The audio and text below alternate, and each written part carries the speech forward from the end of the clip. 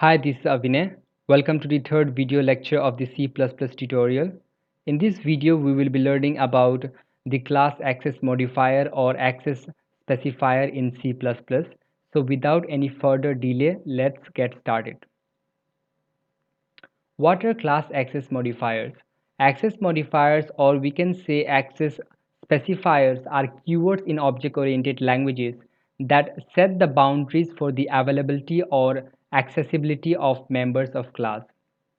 In simple terms, access modifiers are keywords that decides the accessibility of a member function or data members of a class.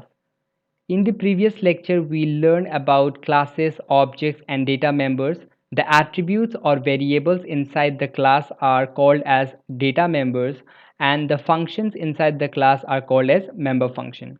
In C++, there are three types of access modifiers or access specifiers, and they are public, protected, and private. We can define any class member as public, private, or protected. By default, members would be assumed as private. This implies that if we have not specified any of the access specifier to a member, then it will be declared as private by default. Now have a look at the syntax.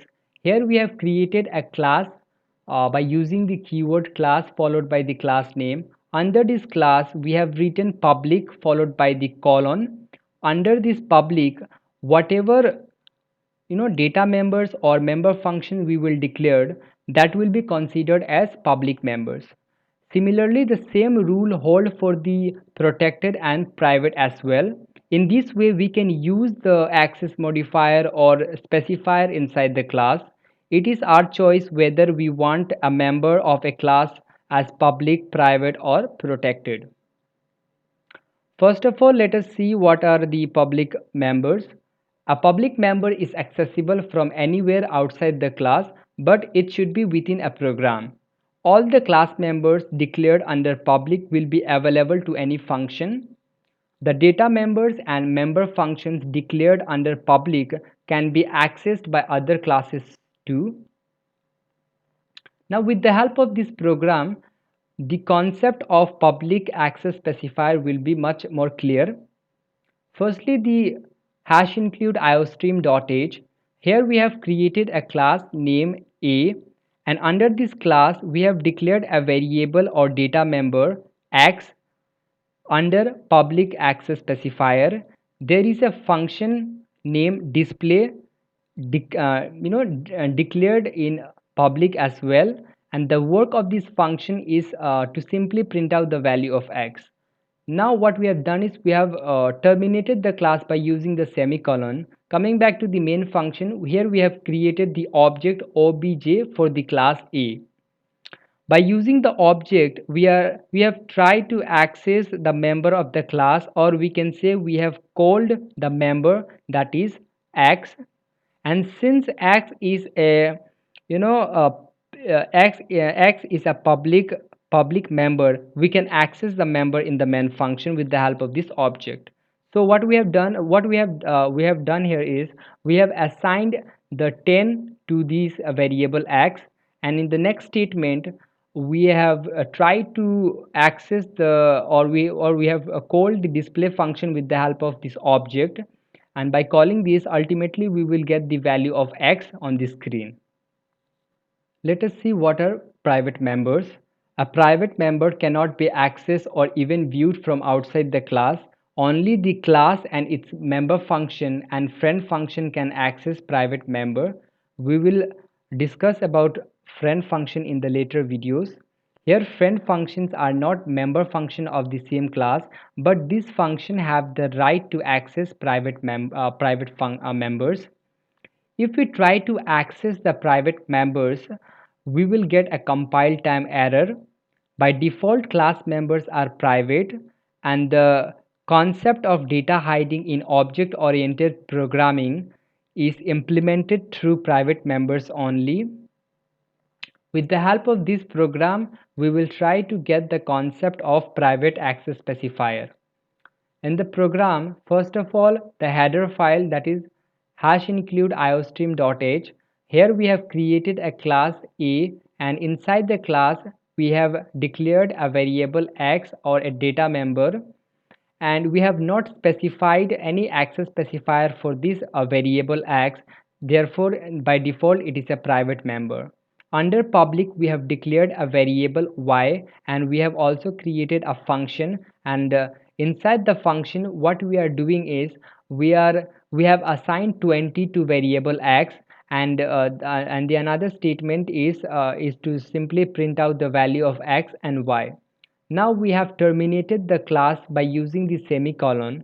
Coming back to the main function, we have tried to create, no, we have created the object for our class, that is A, and in the next statement, obj.x, by this statement, we are, with the help of this object, I am trying to access the variable x, and in the I have written this in the comment because it is a wrong statement.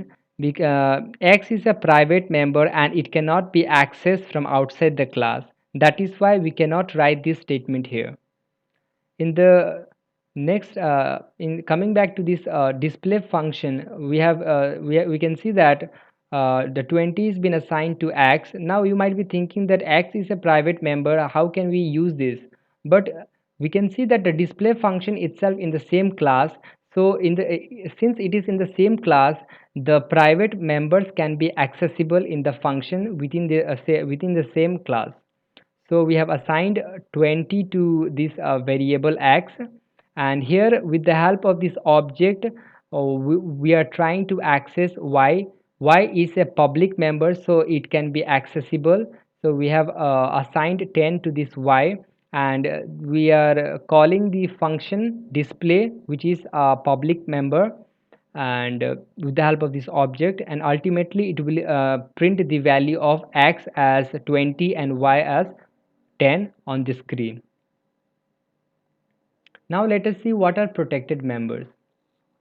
Protected members are the members that can be used only by the member functions and friends of the class, that is a friend function in which it is declared. The protected members are similar to private members that can be accessed by non-member functions.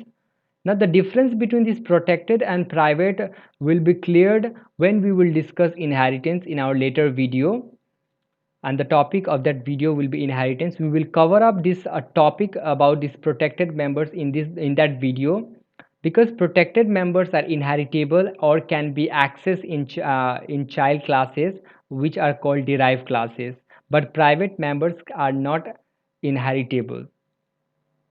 Now let us see the summary of this lecture. What we have discussed: we have discussed about access specifier, or we can say modifier. These are nothing but keywords in object-oriented language that decides the boundaries for availability or accessibility of a member of a class. They are of three types: private, public, and protected. A public members can be accessible from anywhere outside the class but within a program. A private member cannot be accessed or even viewed from outside the class, but it can be accessed with the help of a friend function, or it can be accessed within the same class itself.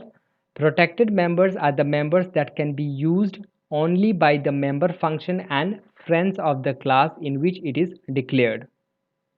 So that's all for this video. I hope you would like the video.